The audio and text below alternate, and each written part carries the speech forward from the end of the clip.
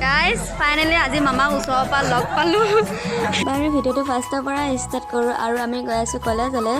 আৰু আজি আমি কলেজ নাপাওঁতে চন্দ্ৰপুৰতে নামিব লগা কাৰণ গাড়ী আগলৈ যাব নিদিয়ে, যিহেতু আমাৰ সকলোৰে প্ৰিয় হিমন্ত মামা এইপিনেদি মিকিভেটালৈ যাব। যিহেতু আজি তাত লাখপতি বাইদেউ 10,000 টকীয়া চেক দিব আৰু মামা যোৱাৰ পিছতে আমি আহিলোঁ কলেজলৈ। আৰু কলেজত অলপ সময় থকাৰ পিছতে আমি সকলোৱে আহিলোঁ আমাৰ কলেজৰ ওচৰতে থকা শংকৰ মন্দিৰলৈ। আৰু এইপিনে চাওকচোন জুবিনদাৰ ফটোখনত ইমান ধুনীয়াকৈ শ্ৰদ্ধাঞ্জলি দি থৈ দিছে। আৰু আমাৰ সকলোৰে এটাই অনুৰোধ যে মামাৰ ওচৰত জুবিন দাই অতি সোনকালে ন্যায় পাব লাগে। Justice for Zubeen da.